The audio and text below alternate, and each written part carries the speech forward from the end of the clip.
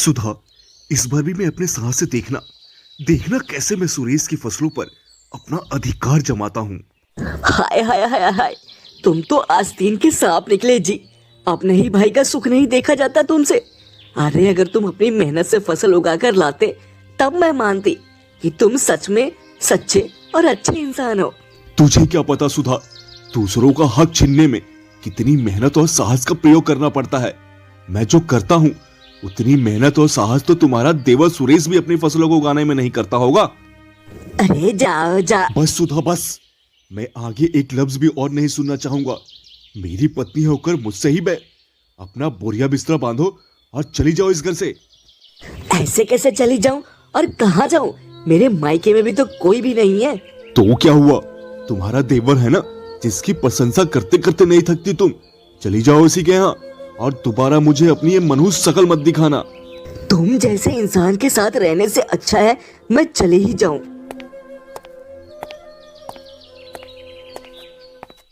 हाँ हाँ जा, और अगर वापस आई तो तेरी टांगे तोड़ दूंगा।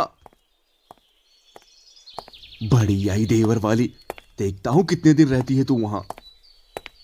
इतना बड़ा धोखा अपने भाई को दे रहे हैं तो मुझे घर से निकाल दिया तो कोई ताज्जुब की बात नहीं। पर अब और अनर्थ नहीं होने दूंगी। मैं जाकर आज ही सारी बात देवर जी से बता दूंगी, तब अकल ठिकाने आएगी इनकी। हाँ। अरे भाभी, आप मेरे घर आज कैसे आना होगा? देवर जी, मैं उनका घर छोड़कर आई हूँ, अब मुझे नहीं रहना उनके साथ। पर हुआ क्या भाभी, ये तो बताओ। क्या ही बताऊं देवर जी, बस इतना जान लीजिए कि आज तक आपकी जितनी भी फसल चोरी हुई है वो किसी और ने नहीं बल्कि मेरे पति और तुम्हारे भाई ने ही चुराई है। मुझे सब पता है भाभी, मुझे सब पता है। मेरी फसल मेरे भाई ने ही चुराई है। पता है? पर कैसे? वो तो बड़ी सफाई से चोरी किया करते थे और अक्सर रात को ही चुराया करते थे, तो फिर कैसे पता आपको? दरअसल जब पिछली बार वो चोरी करने आए थे तो मैं जगा हुआ था और मैंने अपनी आंखों से उनको फसल ले जाते हुए देखा था। बस तभी मैं समझ गया कि हो ना हो हर बार की मेरी फसल मेरे भाई ने ही चुराई है। सब जानते हुए भी आपने कुछ नहीं किया, क्यों? क्या करता भाभी, जाकर सबको ये बताता कि मेरे भाई ने ही मेरी फसलें चुराई हैं। इससे तो गांव में मेरी भी बदनामी हो जाती। हाँ, पर कुछ ना कुछ तो करना ही पड़ेगा, नहीं तो इस बार की भी फसल आपकी चोरी होने में देर नहीं लगेगी। उन्होंने पूरी तैयारी कर रखी है। चिंता मत करो भाभी, इस बार ऐसा कुछ नहीं होगा। अगर वो अपना साहस दिखाएंगे तो मैं भी अपनी बुद्धि का उपयोग करके उसे रोकूंगा। अब जाइए, अंदर जाइए, शोभा अंदर ही है।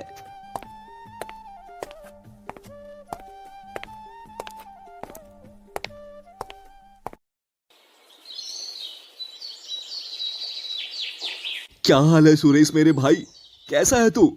सुना है इस बार तो तेरी फसल बहुत ही अच्छी हुई है, पर ध्यान रखना कहीं हर बार की तरह इस बार भी वो चोर चोरी ना कर ले जाए तेरी फसलों को। किस्मत में जो होगा वो तो होकर ही रहेगा मदन भैया। किस्मत से ज्यादा ना किसी को मिला है और ना ही मिलेगा। हाँ, ये बात तो सही है तेरी। ये बता, इस बार की फसल कब काट रहा है तू? बहुत ही जल्द मदन भैया। इस बार की फसल भी बहुत अच्छी हुई है तो मुनाफा भी अच्छा ही होगा। हाँ हाँ बेटा, मुनाफा अच्छा तो होगा, पर तेरा नहीं, मेरा। पागल इंसान। इस बार की आपकी ताल नहीं गलने वाली भैया। मेरी बुद्धि के आगे आपका साहस फेल हो जाएगा। तू कुछ सोच रहा है क्या सुरेश? नहीं नहीं मदन भैया, मैं क्या सोच सकता हूँ। मैं चलता हूँ अब, आप अपना ख्याल रखिएगा। ठीक है सुरेश, तू भी अपना ख्याल रखना और साथ ही साथ अपनी फसलों का भी।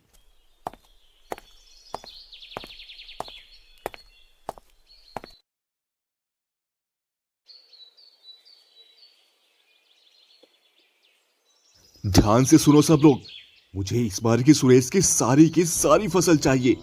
एक दाना भी उसके घर नहीं पहुंचना चाहिए, समझे? जाओ, जाकर सारी फसलें आज रात को ही काट लाओ। आप चिंता ना करें मालिक, आज रात को ही सारी फसल आपके दरवाजे पर होगी। मेरी उम्मीदों पर खरे ही उतरना तुम सब, नहीं तो अंजाम अच्छा नहीं होगा तुम लोगों के लिए। अब जाओ।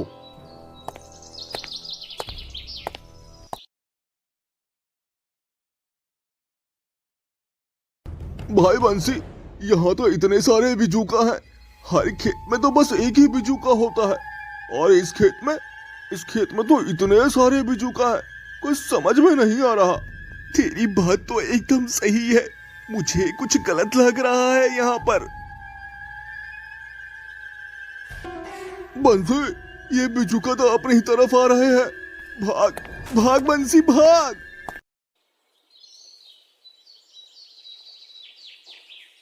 तुम लोगों को इतना समझाया, पर फिर भी कल यहाँ चले आए। किसी काम के नहीं रह गए हो तुम लोग। निकल जाओ यहाँ से, नहीं तो ये केक की हड्डियां तोड़ दूंगा। मदन भाई, क्या बताऊं आपको, रात को बहुत बड़ा कांड होने से बचा है। जैसे हम फसल काटने के लिए आगे बढ़े, उस खेत के सारे बिजूका हमारी ओर बढ़ने लगे। क्या सारे बिजूका? कह तो तू ऐसे रहा है जैसे उस खेत में एक से ज्यादा बिजूका था। एक से ज्यादा नहीं मदन भाई, पूरे 5 बिजूका थे, पूरे 5। क्या 5 बिजूका? ऐसे कैसे हो सकता है? 5 बिजूका एक खेत में? लगता है इस बार सुरेश ने कुछ अलग ही प्लान किया है। आज रात को मैं खुद जाकर देखूंगा। तुम सब जाओ, तुम लोगों का कोई काम नहीं है यहाँ पर। आज रात को ही चलकर देखता हूं कि इन लोगों की बात में कितनी सच्चाई है।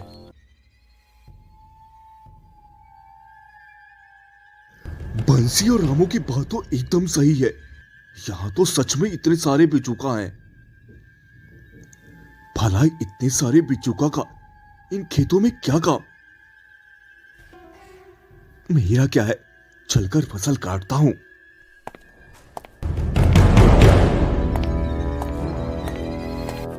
ये तो सारे बिचूकाओं ने मुझे चारों तरफ से घेर लिया है।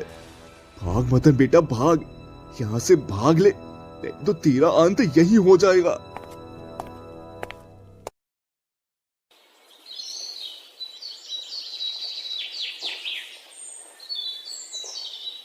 वाह देवर जी, आपने तो बहुत अच्छा सबक सिखाया है, पर चोरी अभी भी हो सकती है। भाभी, मैंने फसलें अपने घर में रखी ही नहीं है, तो चोरी कहाँ से होगी। इस बार कट्टों में बस घास फूस भरा हुआ है। इस बार जब मदन भैया को फसल नहीं मिलेगा और खाने के लाले पड़ेंगे, तब समझ में आएगा उनको।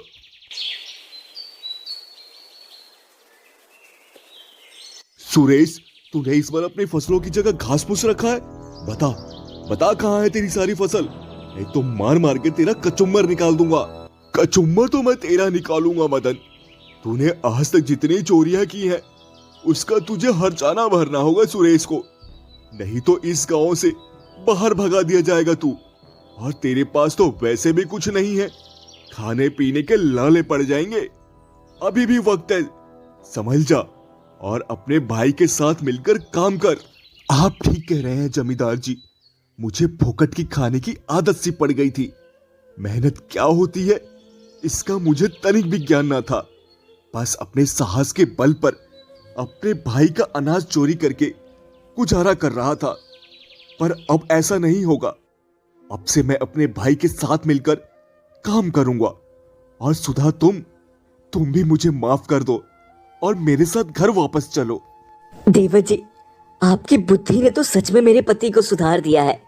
किसी ने सच ही कहा है, बुद्धि और साहस में जीत हमेशा बुद्धि की होती है।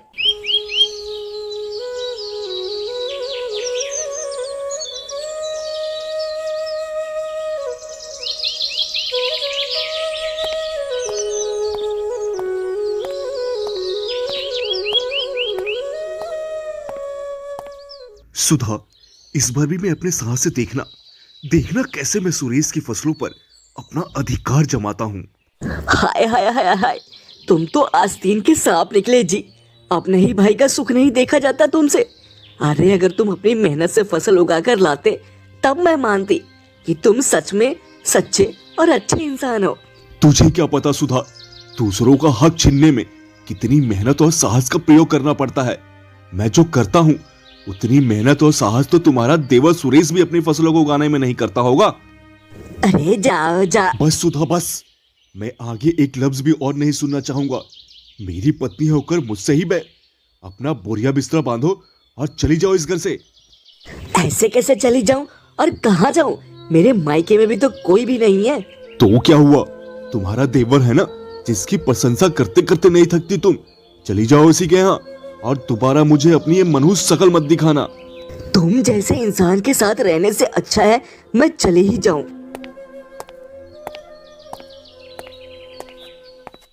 हाँ हाँ जा, और अगर वापस आई तो तेरी टांगे तोड़ दूंगा।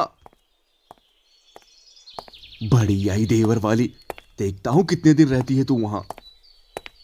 इतना बड़ा धोखा अपने भाई को दे रहे हैं तो मुझे घर से निकाल दिया तो कोई ताज्जुब की बात नहीं। पर अब और अनर्थ नहीं होने दूंगी मैं जाकर आज ही सारी बात देवर जी से बता दूंगी, तब अकल ठिकाने आएगी इनकी। हाँ। अरे भाभी, आप मेरे घर आज कैसे आना हुआ? देवर जी, मैं उनका घर छोड़कर आई हूँ, अब मुझे नहीं रहना उनके साथ। पर हुआ क्या भाभी, ये तो बताओ। क्या ही बताऊं देवर जी, बस इतना जान लीजिए कि आज तक आपकी जितनी भी फसल चोरी हुई है वो किसी और ने नहीं बल्कि मेरे पति और तुम्हारे भाई ने ही चुराई है। मुझे सब पता है भाभी, मुझे सब पता है। मेरी फसल मेरे भाई ने ही चुराई है। पता है? पर कैसे? वो तो बड़ी सफाई से चोरी किया करते थे और अक्सर रात को ही चुराया करते थे, तो फिर कैसे पता आपको? दरअसल जब पिछली बार वो चोरी करने आए थे तो मैं जगा हुआ था और मैंने अपनी आंखों से उनको फसल ले जाते हुए देखा था। बस तभी मैं समझ गया कि हो ना हो हर बार की मेरी फसल मेरे भाई ने ही चुराई है। सब जानते हुए भी आपने कुछ नहीं किया, क्यों? क्या करता भाभी, जाकर सबको ये बताता कि मेरे भाई ने ही मेरी फसलें चुराई हैं। इससे तो गांव में मेरी भी बदनामी हो जाती। हाँ, पर कुछ ना कुछ तो करना ही पड़ेगा, नहीं तो इस बार की भी फसल आपकी चोरी होने में देर नहीं लगेगी। उन्होंने पूरी तैयारी कर रखी है। चिंता मत करो भाभी, इस बार ऐसा कुछ नहीं होगा। अगर वो अपना साहस दिखाएंगे तो मैं भी अपनी बुद्धि का उपयोग करके उसे रोकूंगा। अब जाइए, अंदर जाइए, शोभा अंदर ही है।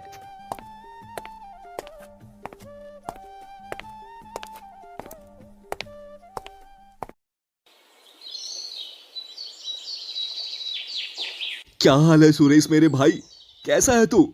सुना है इस बार तो तेरी फसल बहुत ही अच्छी हुई है, पर ध्यान रखना कहीं हर बार की तरह इस बार भी वो चोर चोरी ना कर ले जाए तेरी फसलों को। किस्मत में जो होगा वो तो होकर ही रहेगा मदन भैया। किस्मत से ज्यादा ना किसी को मिला है और ना ही मिलेगा। हाँ, ये बात तो सही है तेरी। ये बता, इस बार की फसल कब काट रहा है तू? बहुत ही जल्द मदन भैया। इस बार की फसल भी बहुत अच्छी हुई है तो मुनाफा भी अच्छा ही होगा। हाँ हाँ बेटा, मुनाफा अच्छा तो होगा, पर तेरा नहीं, मेरा। पागल इंसान। इस बार की आपकी ताल नहीं गलने वाली भैया। मेरी बुद्धि के आगे आपका साहस फेल हो जाएगा। तू कुछ सोच रहा है क्या सुरेश? नहीं नहीं मदन भैया, मैं क्या सोच सकता हूँ। मैं चलता हूँ अब, आप अपना ख्याल रखिएगा। ठीक है सुरेश, तू भी अपना ख्याल रखना और साथ ही साथ अपनी फसलों का भी।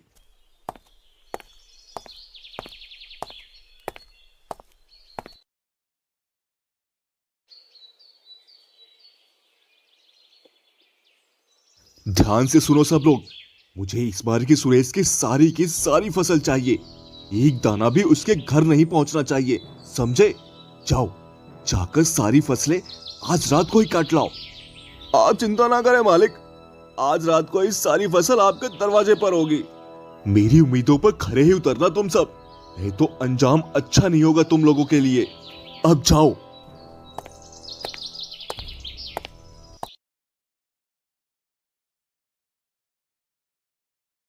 भाई बंसी, यहाँ तो इतने सारे बिजूका हैं। हर खेत में तो बस एक ही बिजूका होता है, और इस खेत में तो इतने सारे बिजूका हैं, कुछ समझ में नहीं आ रहा। तेरी बात तो एकदम सही है, मुझे कुछ गलत लग रहा है यहाँ पर। बंसी, ये बिजुका तो अपनी तरफ आ रहे हैं। भाग भाग बंसी भाग।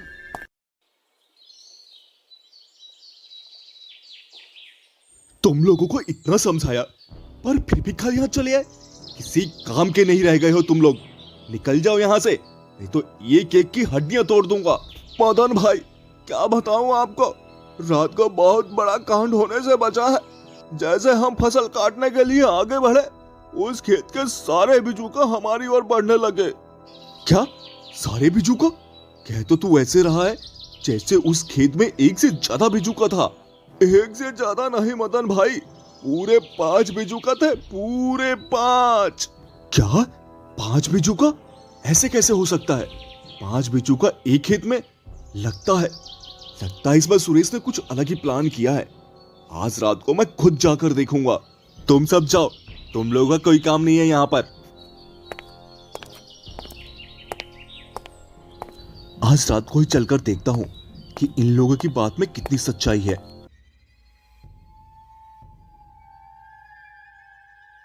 बंसी और रामू की बात तो एकदम सही है। यहां तो सच में इतने सारे बिजुका हैं। भला इतने सारे बिजुका का इन खेतों में क्या काम? मेरा क्या है, चलकर फसल काटता हूं।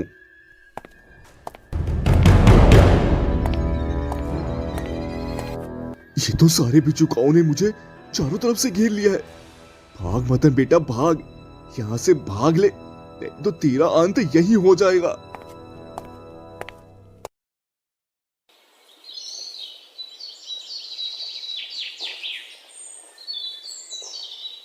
वाह देवर जी, आपने तो बहुत अच्छा सबक सिखाया है, पर चोरी अभी भी हो सकती है। भाभी, मैंने फसलें अपने घर में रखी ही नहीं है, तो चोरी कहाँ से होगी। इस बार कट्टों में बस घास फूस भरा हुआ है। इस बार जब मदन भैया को फसल नहीं मिलेगा और खाने के लाले पड़ेंगे, तब समझ में आएगा उनको।